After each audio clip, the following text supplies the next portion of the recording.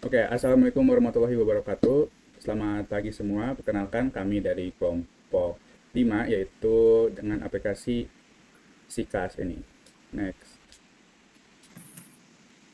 Nah, jadi di tim SIKAS ini kita 3 anggota, yaitu ada Fitri Novianti, Johan, dan saya sendiri Adam Sandi Azhari. Nah, jadi di pembahasan kita ini yang pertama itu ada timeline project, yaitu ada sprint. Yang sprint satu itu kita mengidentifikasi masalah dan studi literatur gitu yang dimulai pada tanggal 4 September 2025 dan selesai pada tanggal 8 September 2025 yang berdurasi 5 hari. Nah, di sprint 1 ini kita menyusun rumusan masalah, tujuan, dan studi awal. Lalu di sprint 2 itu kita merancang sistem, pembuatan prototype, use case, dan diagram, dan juga UI UX-nya. Yaitu dimulai pada tanggal 9 September 2025 hingga 15 September 2025, yaitu berdurasi selama 7 hari. Nah, jadi di sprint 2 ini kita menyusun use case, flowchart, desain antarmuka. Nah, pada sprint ketiga itu kita mengimplementasi fitur utama dan pembuatan database. Nah, dimulai pada tanggal 16 September 2025 dan berakhir dan selesai pada tanggal 1 Oktober 2025, yaitu berdurasi selama 16 hari. Nah, jadi di sprint 3 ini kita memprototype berjalan dan juga database terhubung. Lalu di sprint terakhir yaitu sprint 4 itu kita melakukan pengujian, debugging, dokumentasi, dan finalisasi, yaitu dimulai pada tanggal 2 Oktober 2025 hingga 15 Oktober 2025, yaitu durasi selama 14 hari. Yaitu kita selain itu kita juga membuat laporan akhir dan presentasi itu sudah siap. Next. Nah, jadi di database ini, yaitu pertama ada change, yaitu adalah menyimpan data change yang digunakan untuk meningkatkan kinerja sistem. Ini dapat mencakup data kerja sementara yang digunakan untuk mempercepat akses. Kedua ada change logs, itu menyimpan informasi tentang kunci change yang digunakan untuk mencegah masalah konsisten data ketika banyak proses mencoba mengakses data yang sama. Selanjutnya ada file jobs, itu menyimpan data terkait pekerjaan yang gagal, termasuk ID pekerjaan dan rincian kesalahan yang terjadi. Nah, ini membantu dalam pemantauan dan debugging juga. Lalu yang keempat ada incomes, yaitu menyimpan informasi tentang pendapatan yang diterima oleh pengguna, termasuk jumlah, bulan, dan tahun. Nah, tabel ini berkaitan dengan data keuangan pengguna. Lalu yang kelima ada jobs. Nah, ini menyimpan data pekerja yang sedang atau telah dilakukan oleh pengguna. Nah, ini mencakup informasi status dan metadata terkait pekerjaan tersebut. Lalu ada job batch, yaitu menyimpan data terkait dengan kelompok pekerjaan. Nah, memungkinkan sistem untuk memantau pekerjaan yang dikelompokkan untuk eksekusi atau pemrosesan batch.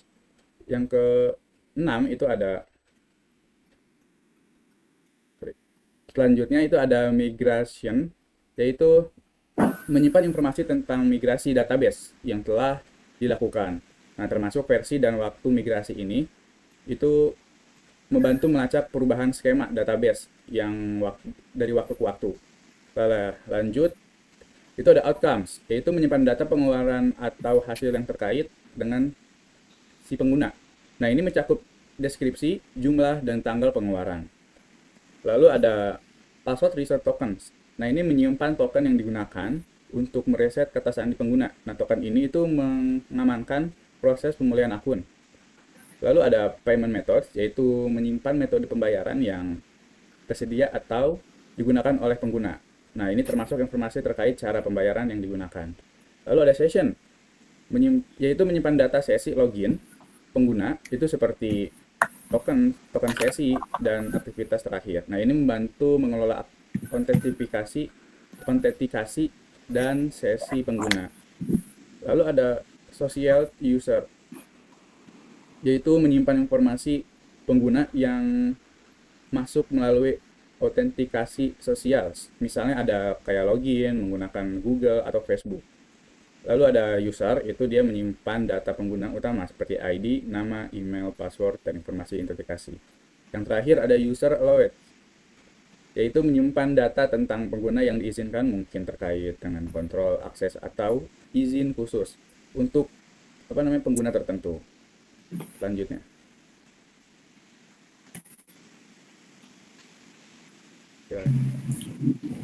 Oke, baik, terima kasih. Saya akan menjelaskan bagaimana backend aplikasi ini dibangun menggunakan Laravel dengan menggunakan Filament itu untuk penelapinnya. Saya akan membahas secara rinci tentang Google Authentication, manajemen keuangan, struktur database, dan bagaimana si Filament membantu dalam pengelolaan data melalui antarmuka penggunaan yang intuitif ini. Bisa di next. Lalu backend ini dibangun dengan menggunakan Laravel ya sebagai framework utama, dan Filament ini untuk panel adminnya. Aplikasi ini dirancang untuk mengelola data keuangan seperti pendapatan, incomes yang ada di gambar, lalu pengeluaran, outcomes, metode pembayaran, payment method, serta hak akses pengguna atau user allowed. Filament ini memungkinkan pembuatan antarmuka admin itu yang mudah gitu dan cepat tanpa perlu nulis kode banyak. Jadi Filament itu hanya sekedar package tambahan sih untuk si Laravel ini. Lalu berikutnya ini adalah struktur dasar dari backend aplikasinya ya. Dapat dilihat dari gambar nih seperti Filament Resource. Itu digunakan untuk mengelola data seperti pendapatan, pengeluaran, dan metode pembayaran. Lalu ini di bawahnya ini ada folder Filament Widgets, itu menampilkan statistik atau grafik untuk visualisasi data keuangan. Lalu Google Authentication ya, yang terakhir ini. Sistem ini autentikasi untuk login pengguna menggunakan akun Google. Bisa di next lagi.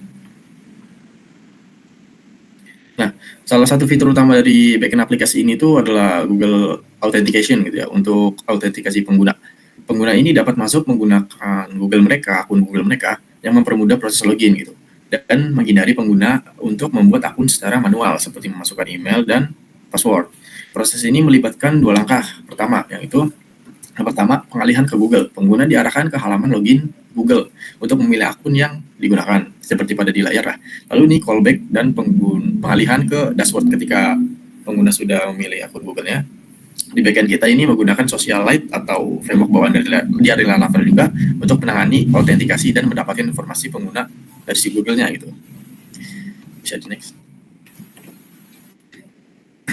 Nah, di sini ada backend untuk penyimpanan dan pengelolaan data ya. Di sini kita menggunakan backend-nya atau database-nya menggunakan PHP MyAdmin ya, di mana di sini ada table-table, beberapa table yang dapat digunakan ya. Saya akan menjelaskan beberapa table yang mungkin sedikit penting ya. Jadi dari yang pertama itu ada failed jobs. Itu fungsinya ini untuk menyimpan data job yang gagal dijalankan gitu dalam queue system Laravel. Jadi kalau misalkan ada error ataupun jadi bisa kerekam gitu. Lalu yang kedua ini ada incomes itu. Tabel ini menyimpan data tentang pendapatan atau income yang tercatat dalam aplikasinya gitu. Biasanya ini mencakup informasi seperti jumlah pendapatan, sumber pendapatan, tanggal, dan kategori pendapatan. Lalu ada outcomes. Lalu ini fungsinya itu mencatat pengeluaran dan outcome yang tercatat dalam aplikasinya.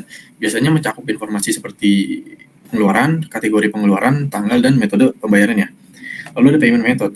Ini fungsinya untuk menyimpan data tentang metode pembayaran yang digunakan oleh si user tadi, seperti Dana, GoPay, atau sejenisnya. Lalu ada session. Session ini fungsinya menyimpan data session pengguna yang aktif gitu. Jadi kalau misalkan Laravel kan menggunakan session untuk menyimpan data sementara seperti login dan preferensi gitu. Jadi kalau misalkan aplikasinya keluar atau di close tab-nya, ketika masuk lagi, jadi si user itu nggak login ulang lagi. Lalu ada Socialite user, itu fungsinya tabel ini menyimpan informasi tentang pengguna login menggunakan layanan Socialite yang sudah dijelaskan tadi, seperti Google, Facebook. Lalu yang terakhir ini adalah user ya. User ini adalah data pribadi yang kita simpan di sini. Bisa di next. Nah, di sini ada keamanan dan pengelolaan akses ya. Proses autentikasi dan otorisasi dengan Google Authentication ini tuh dimulai ketika seorang pengguna berinteraksi dengan sebuah aplikasinya gitu. Pada awalnya ini aplikasi mendeteksi kebutuhan untuk autentikasi atau otorisasi guna mengakses sumber daya tertentu. Untuk itu aplikasi ini mengalihkan pengguna ke Google account. Di titik ini Google akan menampilkan sebuah layar persetujuan gitu, kayak consent screen yang sudah dijelaskan tadi itu di gambar sebelumnya, kepada pengguna yang secara jelas memaparkan informasi atau izin apa saja gitu yang diminta oleh aplikasi kita ini dari Google, seperti akses ke profil dasar atau daftar kontak pengguna, kemudian meninjau ini dan memutuskan apakah memberikan persetujuan atau menolaknya. Apabila pengguna menyetujui permintaan tersebut, si Google ini kemudian akan mengembalikan sebuah akses token gitu kepada aplikasinya. Akses token ini merupakan kunci yang bersih lingkup izin gitu, seperti yang telah disetujui oleh si penggunanya, yang mengidentifikasikan jenis data atau fungsionalitas apa saja dari akun Google pengguna yang boleh diakses oleh aplikasinya.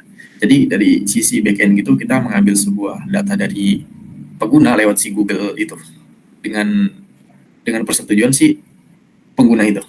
Dengan akses token ini kan aplikasinya tuh dapat melakukan panggilan ke API Google gitu, misalnya untuk mengambil data profil pengguna atau mengakses layanan Google lainnya gitu, sesuai dengan batasan izin yang telah diberikan. Bisa di next. Baik, di sini pada bagian ini tuh akan melihat bagaimana tampilan antarmuka pengguna atau front end dari aplikasi ini. Jadi di sini kita masuk ke login. Jadi di login ini tuh pengguna tuh pertama kali akan disambut atau disuruh untuk memasukkan email dan password untuk mengakses aplikasi tersebut. Dan juga terdapat opsi untuk login secara via yang lain gitu. Dan di sini lanjut setelah kita login di aplikasi ini, terdapat dashboard utama dari aplikasi tersebut. Jadi setelah berhasil login, pengguna ini akan masuk ke dashboard utama. Jadi di sini tuh memberikan gambaran, contohnya itu ada pemasukan, pengeluaran, dan saldo saat ini. Jadi di sini tuh terdapat grafik-grafik juga yang memvisualisasikan arus dari kas yang bisa dipahami oleh memasuki aplikasi ini. Lanjut ke payment method. Jadi di sini itu pengguna itu bisa memilih metode pembayaran yang digunakan. Contohnya itu tunai, dana, atau BCA. Di sini juga kita dari admin sendiri itu bisa memiliki kemampuan untuk menambah atau menghapus pembayaran. Jadi sesuai dengan sistem, sesuai dengan kemauan dari admin itu sendiri, dan juga memastikan bahwa pembayarannya ini bisa tetap fleksibel dan juga dapat disesuaikan. Nah, di sini terdapat manajemen dari arus kasnya itu, terdapat income dan outcome, di mana di sini itu terdapat pengeluaran dan pemasukan. Pengguna itu bisa menambahkan data pemasukan dan juga data pengeluaran dengan mengisi new income dan new outcome. Nah, jadi di sini juga terdapat tabel apa aja gitu yang ada di tabel pengeluaran dan juga apa aja yang ada di tabel pemasukan. Lanjut, di sini ada cara untuk menambahkan income. Jadi di sini terdapat pemasukan ya. Di sini kita hanya memasukkan data dari aplikasi, contohnya itu nama yang membayar, terus tahun, tanggal, bulan, metode pembayarannya apa, minggu keberapa, dan jumlah pembayarannya berapa. Setelah itu klik create, dan jadi nanti datanya akan dimasukkan ke dalam tabel pemasukan. Setelah data ini masuk gitu, aplikasi itu langsung memperbarui saldo, dan juga tadi grafik keuangannya itu akan berubah juga. Jadi bisa melacak perubahan secara real time. Dan juga di sini ada menambahkan outcome. Jadi di sini tambah pengeluaran sama seperti yang sebelumnya. Untuk tambah pengeluaran ini ada sedikit berbeda. Jadi di sini itu ada beberapa opsi data yang harus diisi, yaitu jumlah uang keluar, terus tanggal uang keluar, dan juga keperluannya apa. Baru nanti di create, nanti hasilnya akan masuk ke tabel, dan juga datanya itu akan berubah secara real time dari grafik dan visualisasinya. Lanjut, di sini ada manajemen pengguna, ini untuk hak admin. Jadi di sini tuh terdapat fitur untuk pengguna yang diizinkan atau allowed user. Jadi di sini tuh admin itu bisa menampilkan melihat daftar pengguna yang terdaftar dan bisa dan melakukan pengelolaan akun gitu. Contohnya itu bisa menambah, mengedit, atau menghapus user yang ada. Jadi setiap pengguna itu terdaftar di tampilan admin. Terdaftarnya itu hanya nama dan juga email. Next.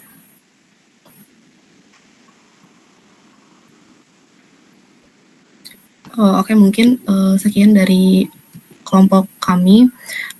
Itu adalah penjelasan tentang implementasi untuk sprint 2. Mohon maaf jika ada kekurangan dan kesalahan. Terima kasih. Wassalamualaikum warahmatullahi wabarakatuh.